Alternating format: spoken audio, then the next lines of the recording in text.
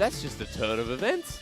We saw him play it in spring, but hasn't played it at all in summer. This is his 17th unique champion. Yeah, I mean, Doinb is willing to pull out a bunch, and again, their composition is much more focused on these late game team fights, as we can see now, right? Gnar are going to scale up quite well. Senna and Azir in that ultra late game are going to do quite a bit, and they also have a lot of range to play from, especially against a comp that has Renekton, that has an Orianna, that has a Sett. So I like what FPX has this time around, but I'm still not sold on how this Lillia really works in this composition. It fits in, yeah. Tian has been the only person who's really prioritized it in playoffs so far.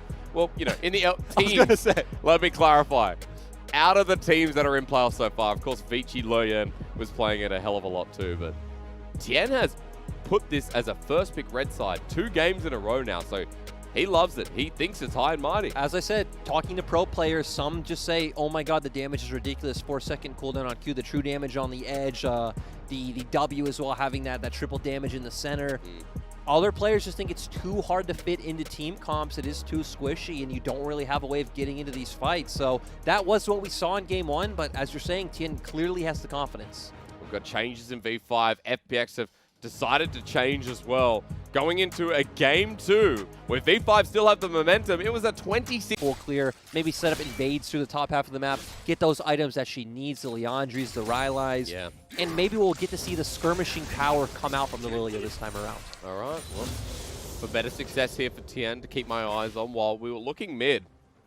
And in these early levels, Doinb starting to shove out. Mole went to half health, and I believe had to use a pot, or at least is holding onto it for now. It's expected. He outranges the Orianna. Like you said, he has Tahm, and Orianna has Phase Rush. So Doinb going to feel pretty great in this matchup. Just going to continuously be able to force Mole under his turret, and it's going to set up some of these potential early objectives for FPX. But at the same time, right, I'm saying early objectives, but you still have an Azir, you still have a Senna. They're fine with this game going slow. Note that Weiwei walked through mid. Doinb had to disappear for a second, so Weiwei adding some pressure. Also setting up for the top side scuttle, and Tian is towards the top side of the map.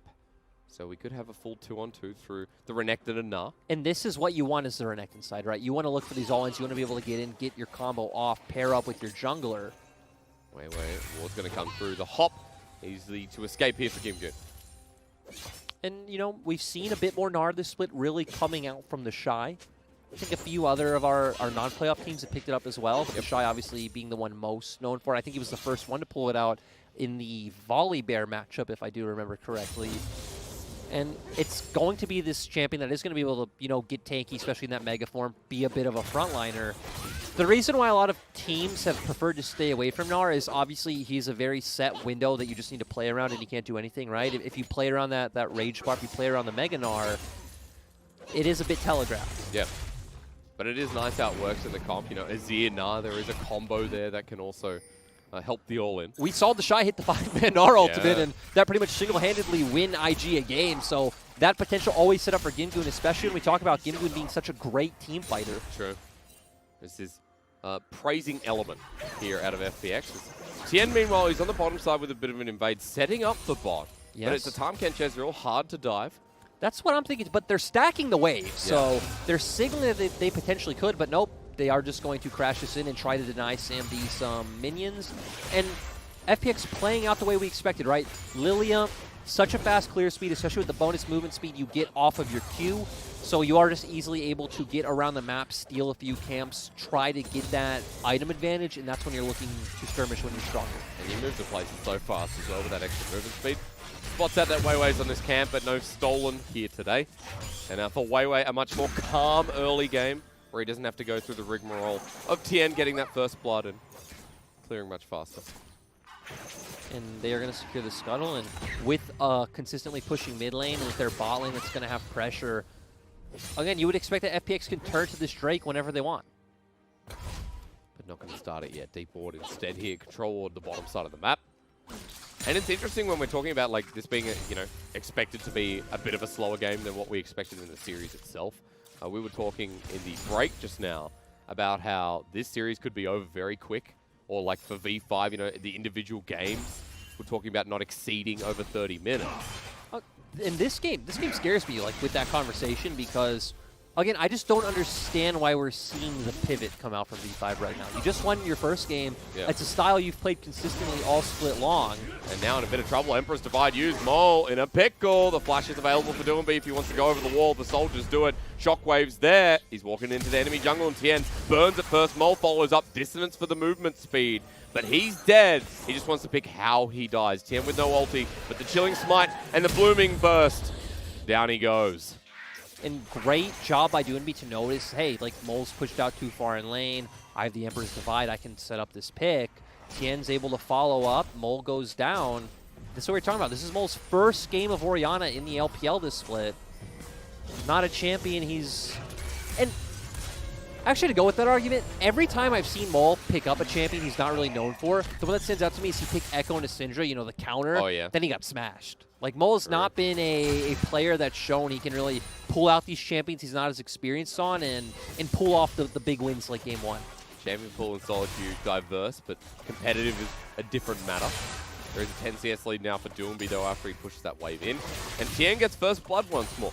On this Lillia, he has a 10 CS lead himself. So for Tian, now that he has a lilting lullaby, his gank potential and his danger in the individuals gets a bit higher as Biubiu going in for a deep ward. Okay, we're on a journey here for the Renekton once more. I mean, it's nice, right? Securing vision for his team, so they're going to spot out wherever Lillia is, hovering for Mole. Make sure he's able to clear that ward, push out the wave safely. Biubiu has been one of our better, especially team-focused top laners, right? He's not selfish, doesn't play for his own lane, does constantly make those roams like we just saw, consistently using his teleport for the team. And this time even going towards that Black Cleaver up against the Gnar. Yep. Does make sense, right? You realistically should never be in range to consistently get off those auto attacks. You're going to be able to slice and dice in, get your full combo off, and back out. We spotted out GimGoon though. Tops away. That's about it. Smite's available. We'll take that one away and back away while the Cloud Dragon gets started and taken by Tian. We said like 30 minutes ago, right? FPX could do this anytime they wanted. Yep. They have priority in bot lane, they have priority in mid, so very easy objective for them to secure. Now V5 on the opposite side have push in top, and Sam D even teleporting top right away. Going to try to even out this trade and start getting ahead in gold like we saw last game. FPX are committing their bottom lane though, and even after seeing Sam D on that ward, are not going to veer away. So FPX want to take this, they want to challenge. And right now, like we said, Mole is not strong. Doinb definitely in a much better position to like partake in this fight. 12 feet hits Sam D, might be in a bit of trouble. Tahm Kench next to him though, and the re-engage coming through as the ulti's popped by the Lillia at half health. GimGoon's on the back line. Emperor's Divide kills Weiwei. And for V5, they might get a great 3-man shockwave, but Biubiu now has to do the damage to clean it up. They find one. LWX and Tian alone with True Shot Barrage. Nails down, flashed away. LWX with a great reaction time, but V5 somehow matched this trade. Yes, somehow. Great shockwave coming out from Mole. We didn't expect much from him. No. He's an Orianna in an early fight. ppgod's angry. You made him upset. It's a Tahm Kench who just took down LWX. ppgod solo killing LWX is exactly how I hoped this series would go, but let's also highlight Biubiu because, yes, Mole set it up. Mole's shockwave was massive, but Biubiu's one who got in there, dealt the damage with his combos, popped the Dominus, and pretty much helped secure the teamfight win for V5 because he is the strong member right now. He is the pressure point. But once again... Oh, no. Oh, yeah. That ward. Red line comes through. Biubiu wants to slice and dice. Oh, he will escape. They're just around the corner. That's why the control ward doesn't spot it. I want to take 2 steps back, though, and highlight V5's shot call. Okay. Because they TP'd Sam D up to this fight. They get in this position. Confusing from Weiwei. He's not really in a position to follow up. Doesn't even have enough time to get off the Haymaker, but there it is. 3-man shockwave. Doesn't really do too much damage, but locks him in place for Biubiu to get in there, get a massive slice and dice, dealing the damage with Dominus. Great ultimate coming out from Sam D. And like you said, ppgod was not pleased. And you know what? I was looking at the back end of that fight. I thought, what was GimGoon doing the whole time? He was zoning off the bottom lane, but he doesn't do any damage as we watch ppgod just lick LWX to death. That's true, right? You're Ninja Tahm first as well, right? Was he Mega Gnar in that fight? Yeah, he was. Oh, and he got his ult off on Mole, but still didn't do enough damage. That is what happens. We are an early game Gnar right now. So we come back, and even though FPX have a lead here with the turret plating being picked up across the map, V5 have a kill on Mole once more. ppgod is 2-0. And once again, we have the Herald, like you just said, so gold should be able to be evened out. And also interesting of the lane matchups, once again, that V5 go for. Dragon, of course, going to be the next objective up, so getting the swap first is going to have a bit of tempo once they push out these waves. And I wonder if they are going to want to look towards mid, but we see pings coming down around bot right now. And everyone's traveling down. Mole goes into the skirt of vision while Biubiu picks up turret plating top. Here we go, turret plating flying through Trishka Barrage. Just a bit of gold on Sandy. So this is a throwback to earlier in the split, before they transitioned to making those big plays around mid with Herald. Early on, it was always about getting Sam D turret plating, especially when he was on carries at the time, like Ezreal, like Aphelios, and really being able to get these more late game oriented carries accelerated. Playing it close to the chest, but you know, on your point as well, when we saw things like the Kalista, right, where he snowballed out of control, and it was the full carry performance. That's what I remember most of all. 5th game of Ezreal here, and for Sam D and ppgod, bit of gold in their back pocket, and considering that he was down 10-15 CS through the laning phase, he's now caught up. He's got the Manamune stack. Abyssal Voyage for ppgod. To get on in, into the backside, it's LWX and Chris, who don't have much of an escape. Dredgeline might just need to be used. The ultimate onto Weiwei. Facebreaker not in time, but he flashes onto LWX, ults him back into Sam D. The damage comes through the Haymaker, but the kill given over to this Ezreal. And it's so nice to see these proactive Tahm Kench plays come out. That's always the talking point when we see Tahm Kench is, are players able to utilize the ultimate to its fullest effect? ppgod and V5 showing yes and picking up another kill. Also shows you it doesn't matter what kind of comp it is, right? V5 are not just going to lay down and take it. They don't care that they have an Ezreal and an Orianna. Like, those champions still do damage. They still have CC. They are confident that they can hit the key abilities to win out in the fights, and that's always exciting to watch. Good League of Legends is fun. 6 kills, 12 minutes in the game. But I do know that we have a 1k gold lead for V5 after that play. Also considering Biubiu got turret plating, the Rift Herald got them that gold lead with the plating going over to Sam D, who now has his Lucidity boots and a Sheen. Shockwave going to come in though. No minion wave anymore. Doinb takes a bit of damage, but no one else there. Mole is angry after dying early. And they're doing this again. This is a very set play from V5 where they give up those early Drakes. They send whoever their carries to the opposite side of the map to go pick up turret plates, because look at your mini-map. Sam D is walking topside right now. And meanwhile, mid, it's going to be the TP burn for Mole just to push the wave. And it's so interesting and nice to see this done consistently, where V5 goes, hey, we don't need these early 2 dragons. We can try and stack up 4, you know, get a better spike off that. Let's try to equalize this trade in gold, dodge out on some hard matchups, and move the game forward. But for FPX at the very least, getting turret plating here is going to be so much quicker. Yeah. First turret blood should be going down to them first. Yep, they should be able to pick this one up. I wonder if they'd want to keep pushing, but it looks like they're going to back off because they would have such a big tempo lead. But obviously the bulwark coming in and making it not as easy for them to push. They have a good reset now with Herald coming up in about a minute. Also interesting to me that Biubiu did go with the Tiamat build. It is quite nice, right? Because you don't want to just be standing at the wave a very long time, hitting it, taking that free punishment coming off from the Gnar. So you're going to walk up the wave and be able to clear that pretty much instantly. Also going to set up for better team plays around the map if you can, you know, just instantly clear the wave and start making your way towards mid. Down in CS right now by about 10 against this Gnar in the top lane. Also note that Doinb's making his way up. Kings are getting spammed down. V5 got this turret top side. Chris goes in with the Dredgeline, hits the wall. Poke comes down. Lilting Lullaby available, but it would only be under ppgod. And this also goes back to us saying that Crisp has been having a much rougher split, a much rougher year than he did in 2019, where he is making a lot of these small mistakes that, you know, were uncharacteristic of the best support in the world in 2019. I mean, he was such a good hook champion support. And now on the Nautilus here, his most played struggling as Rift Herald goes down. Tian walks in, but Trishka Barrage flies across Summoner's Rift, hits 3, and V5 get the Rift Herald out unscathed. I'm surprised that FPX weren't more confident looking for this, for the fact that GimGoon was like already pretty much here. To be fair, though, Biubiu wasn't showing on any vision, but they would still know they would have the tempo lead coming out from GimGoon, so would be able to force that numbers advantage, or at least force out a TP, but at least wanting to take it a bit slower and maybe just play for the 4-dragon stack. Again, they have this year, they have a Senna. They can take this one at a bit of a slower pace as well. And that's going to be the ultimate objective, because you've got an Ocean Soul for that Azir and Senna. Champions that won't die with how everything's going. Now, I know you're looking towards gold on the left-hand side of your screen. Sam D has absorbed a lot.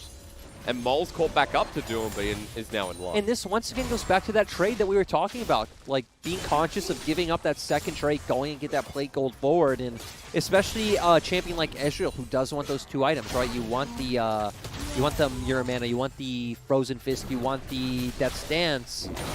That it's really nice to make those trades. Lyric, I see a Herald. Now it's going to take the long way towards mid. No, it is not. Sorry, top. You know, this is top lane, by the way. But what are V5 going to do now with the pressure?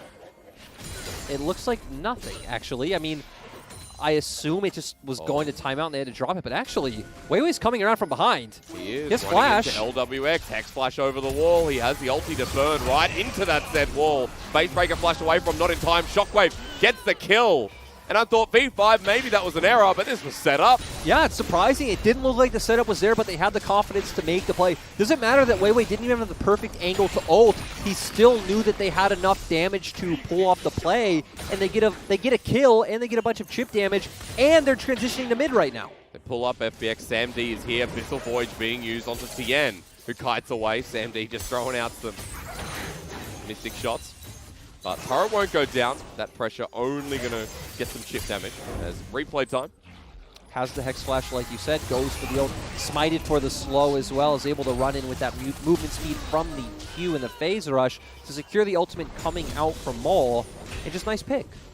Every series, Weiwei just has his champion, right? We've seen it with the Graves in Italy, the Sett. Now, I will make the hard statement that, in my mind, Weiwei was the best jungler in LPL Summer. I think it was a close race. I think it was probably the closest and most contested position. I think it's fair to throw out names like Beishong and Kanavi as well. But I think Weiwei was the most consistent performer. He was the smartest performer. His pathing is great. The way he reads the enemy jungle is just so phenomenal to watch. And I'd say he's the best team fighter on the most wide array of champions. Like, he looks phenomenal on Graves, looks phenomenal on the Volibear, can pull out these earlier pressure champions like a Lee Sin or an Olaf as well. He's a jungler who hasn't had much attention because he was on the side of Suning. He filled in for Hacker in 2019 Summer.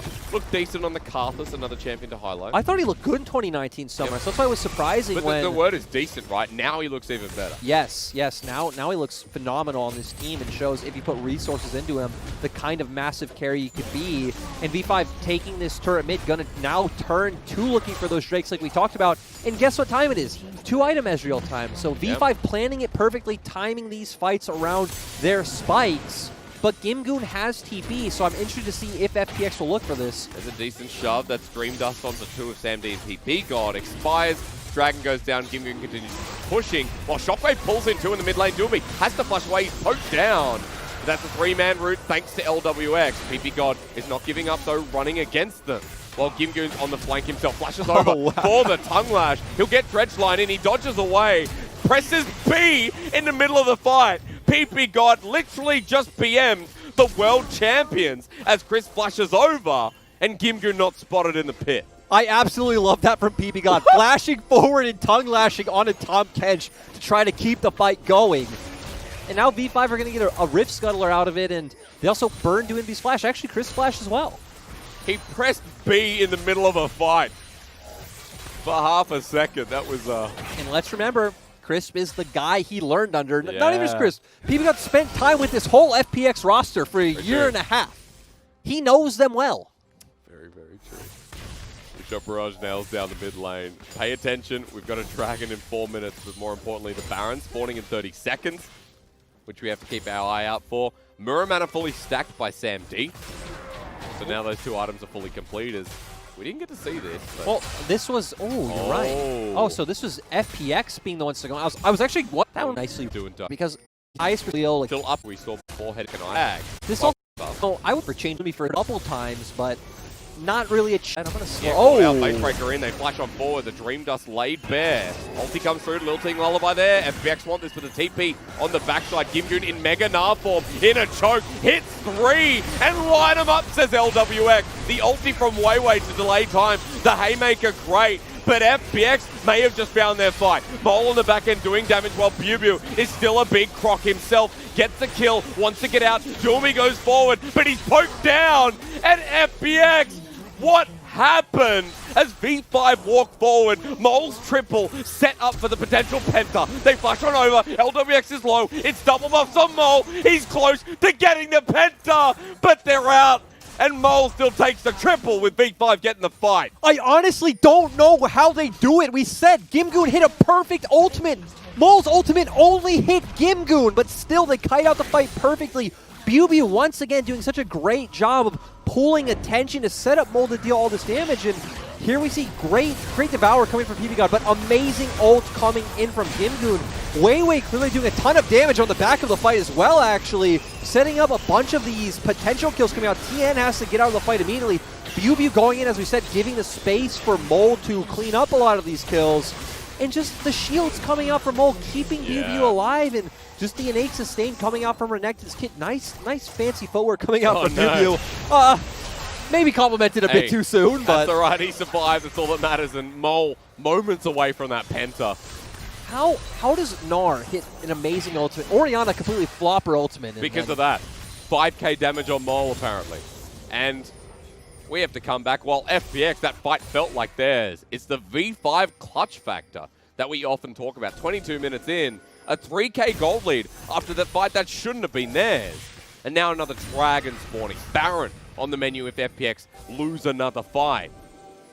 The ability for V5 to walk towards match point as Crisp is running away. Gonna ult into the wall, he's denied. Will pop the stone plate, trying to bring the rest of FPX in, but Tian is now the target. Depth charge set onto Biubiu, but Crisp is just trying to delay the inevitable. And Sam D picks up the kill. V5 get another. This is not a fluke. And always they are on the same page. They're running in as a 5-man core. We see Weiwei going for the ultimate. They all know their roles in these fights. And once again, they're going to pick up another easy dragon, and there's no way for FPX to answer. And you've got an Ezreal that's almost with a death stance. We've got core items, key items lining up, and Mole with a 10-stack Darksteel. Get ready once again for the Magi's on this mid lineup. 4K gold lead on their way to stacking up 4 Ocean Drakes. But let's be honest, it's Victory 5. We're probably not going to get to 4. But still, the fact that they're ramping up this game so fast is amazing. FPX getting outclassed. Yes, across the board, pretty much. And it's so strange, too, because we expected them to outclass FPX through laning phase, right? We thought they'd come in with these comps that push through bot, allow Weiwei to go for the counter jungling and win through there. They've pretty much done the opposite. They've taken laning phase very slow, and they've just completely out-skirmished FPX. That ulti might have done it. The Abyssal Voyage set up. Never mind, cancelled by ppgod in the end.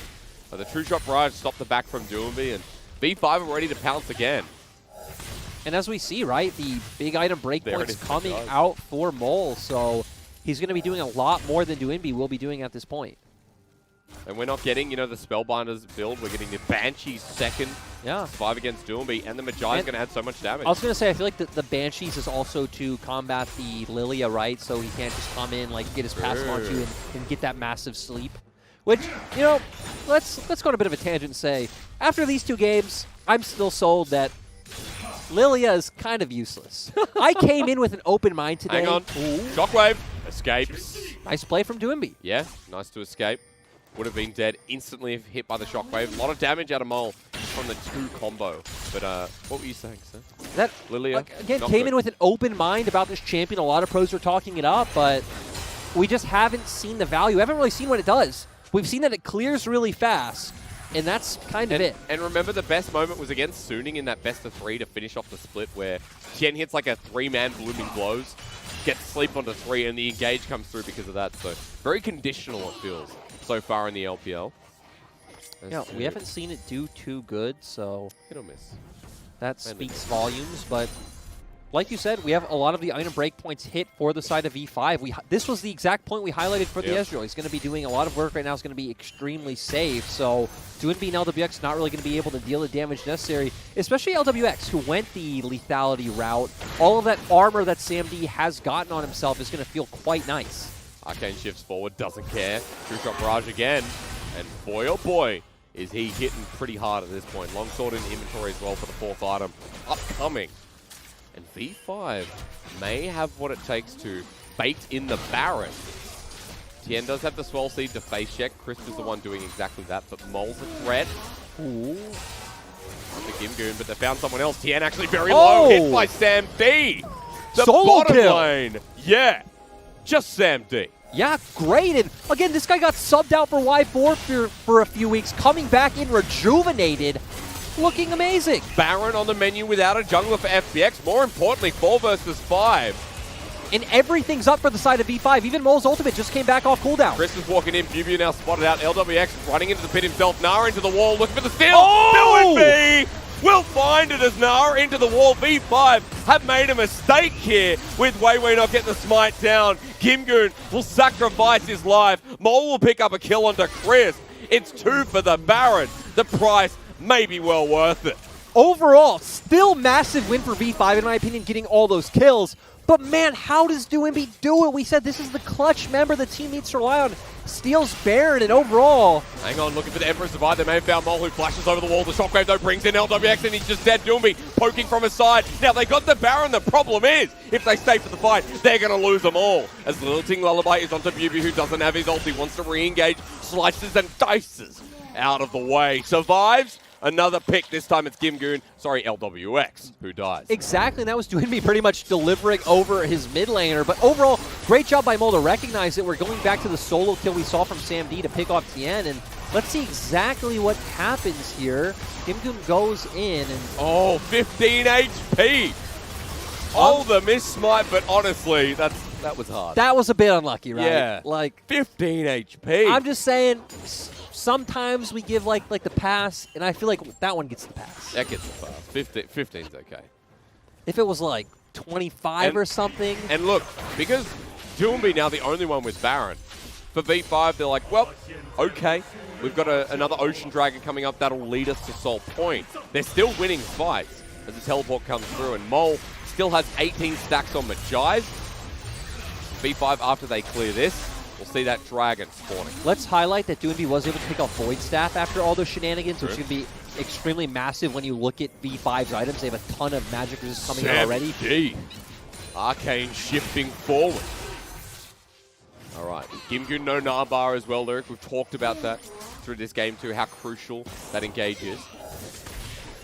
Yeah, and again, I feel like V5 are just in such a good position right now because I don't really understand what this Lillia is going to provide to this fight. But still, you know, if Mole can't hit the big shockwave, if Mole can't deal the damage, that could be an avenue that FPX can take the fight. So we're hoping for some kind of big play coming out from whether it's Chris, whether it's GimGoon to single him out. But Mole has Banshee's Veil, so you have the Spell Shield to protect you. And it seems like FPX agree. FPX understand that right now V5 is stronger, and FPX are sitting on a triple Ocean Drake. Yeah, V5 with that triple Ocean is going to be huge. Baron power play in the top right-hand corner of your screen as well. Minus 250 after all said and done as the True Shot Barrage flies through. They're going to use the remainder of it to get, or at least threaten the inner turret. GimGoon's about to be Mega. And Weiwei's in for the flank. Look at this Lyric onto Tian. He has the opportunity to ult, doesn't decide to do it. And FPX are backing away. V5 now grouped up as 5 through mid. Looking for this choke. Weiwei dodges away onto LWX. He wants him. He presses Q, wants the fists out. GimGoon into his ulti. Hits 3, but Sam D is free-firing once again as Weiwei gets into the back line. V5 grouped up as 4. Meanwhile, as Mole gets choked down, and Weiwei has no support. 4 versus 5, and V5 have to run. We finally saw the value from the Lillia because the team wasn't able to follow up because Tian hit a massive 4-man sleep. Weiwei was singled out. He ulted Doinb knowing he's the big carry for their team at this point, but overall nice play, nice reaction coming from FPX. Yeah. That gold shrinks ever so slightly. 4,000 still for V5, but 30 minutes in the game. We are getting towards those points that FPX, excuse me, have been waiting for. Exactly. We're getting to the point where this Gnar is going to become a massive frontline and hard to deal with, but let's take a look at this again. We see Weiwei looking for it. He has the ultimate up. GimGoon coming in, hits a 3-man Gnar ultimate, the Senna ultimate to follow up, but as we see, Tian hits the massive sleep, comboed with the Nautilus ultimate. Doinb just died. Doinb has just died. 50-second death timer. He's lucky Baron is not up, as Mole was the one to pick up the kill. So... I honestly... The fact that we just come back to a shot of ppgod made me think, like, wait, how did this happen? But... After the shenanigans earlier where ppgod flashed Tongue Lash... ppgod's had a pretty good game. That's what... ppgod has showed us a completely different way to play the Tahm Kench. Thank you to our observers, so it is just what we'd expect. Abyssal Voyage coming in, bringing in Nope. Maul. Misses the ultimate. Doinb trying his best, but the clutch Devour coming in from ppgod, allowing Maul to pick up that kill. And he just has so much damage, puts out one short combo, and Doinb's dead in the end. Doinb almost turned that around, actually. Yeah, I mean, he's going to be dealing massive amounts of damage right now, right? Yep. He has a ton more DPS coming out than the Orianna. We talked about the Void Staff already. And though we are 2.5 minutes away from what could be Ocean Soul for V5 with 4 Ocean Drakes. But Baron up in a minute as well, so you can see why FPX and V5 are fighting over vision in this top side. And I don't think V5's comp can really rush a Baron, but when you look at FPX's where they do have the Azir who's getting those items, when you do have the Senna, once again, sitting on a 4-item point almost, that it is always possible, knowing FPX, that they go for a cheeky Baron play. We've seen them do it so many times. And Doinb, you know, confident after stealing one, might do it again anyway. Yeah. That is always possible. But now we just see both teams trading waves back and forth. And I understand it coming out from both sides because as FPX, right, you just want to keep building up these items. Yep. And for the side of V5, you don't want to get overzealous and set up a pick you don't need to. Let's say potentially throw a lead when you know, okay, we're playing for Ocean. We're playing for Ocean. Baron now spawning. Glasscone taken. Mole and Weiwei in an awkward position, but the ball zones away FPX. Biubiu joining too.